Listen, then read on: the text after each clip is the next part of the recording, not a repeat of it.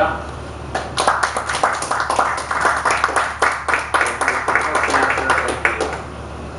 Welcome.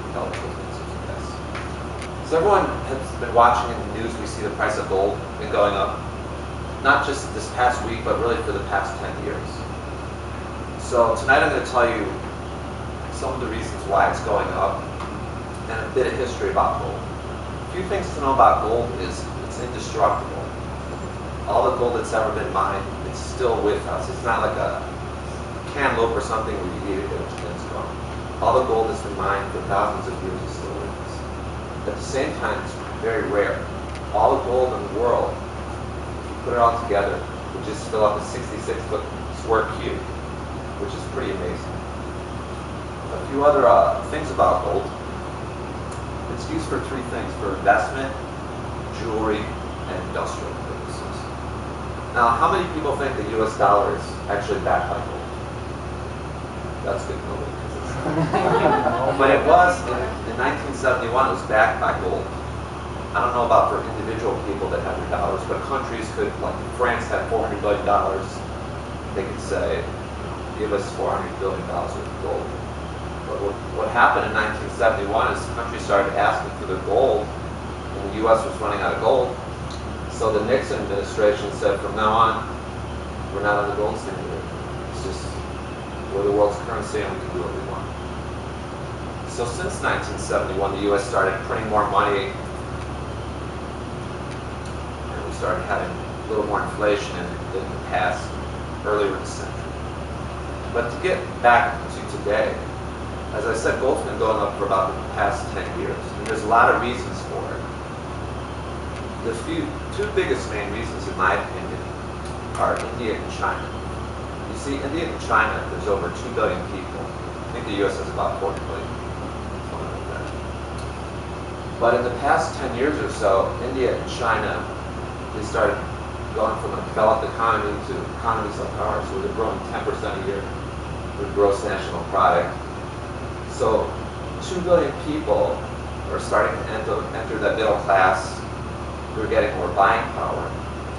So they're buying more gold. India has a long tradition of buying gold anyway.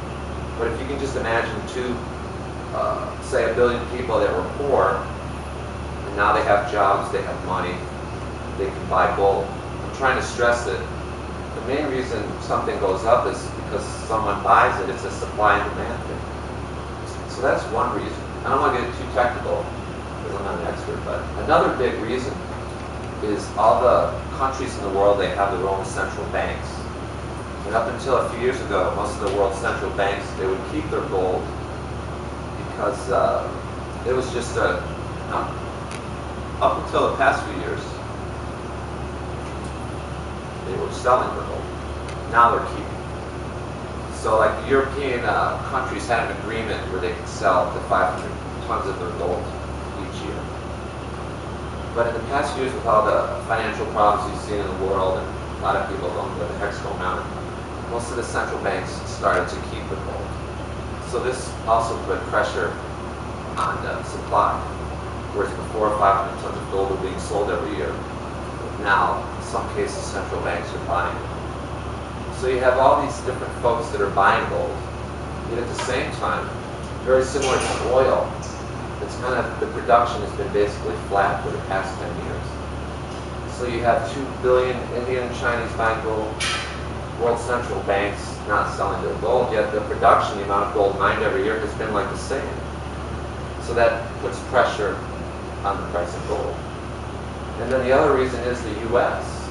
See, up until maybe 1990, the US was in a growth period.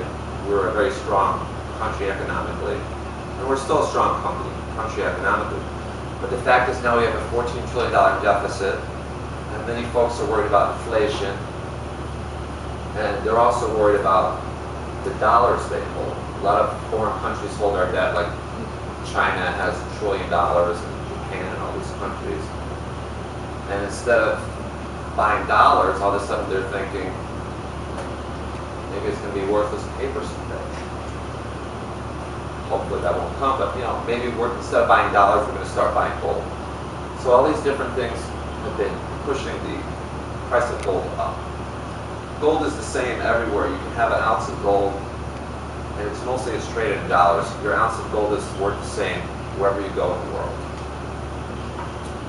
So anyway, we've gotten to the point where when gold started going up 10 years ago, it was around $300. It went up for a brief time in the 1980s for a year or two because there was like an oil embargo and there was an inflationary scare. But this is a real deal. So gold has been going up for 10 years, and a lot of people are skeptical. But people are starting to think maybe it's the real thing.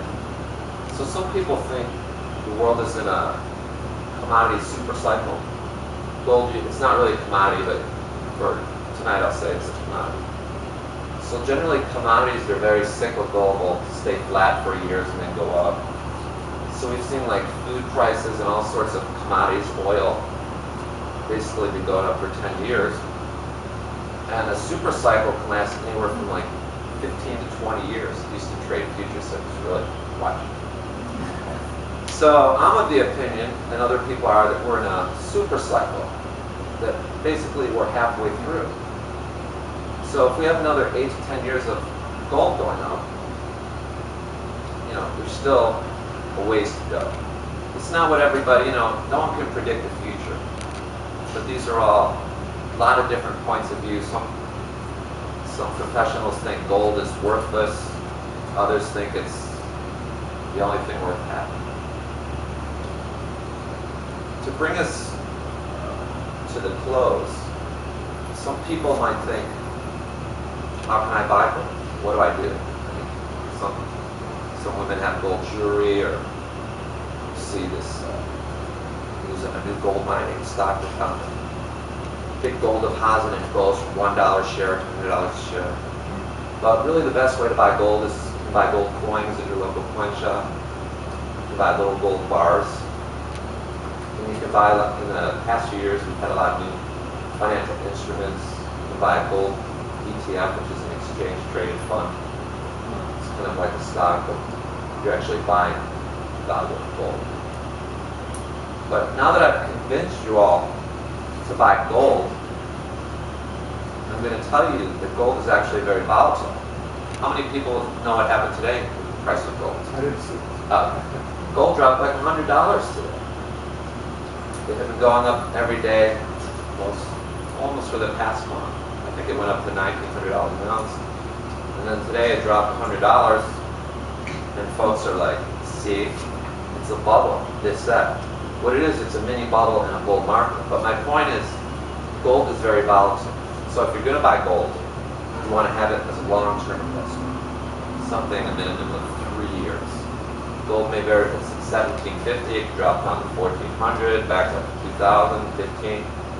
But the thing is to have a long-term outlook for gold, because it's very volatile, and have maybe a small percentage of your assets in gold.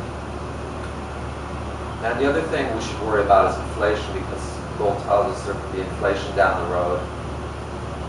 But the one thing not to fear is the fact that gold is rising. It's just part of the natural cycle of the dollar losing its value, and part of this wonderful super cycle we have. So with that, I'll give you a bit of time to think about your investment decisions for the rest of it. Thank you.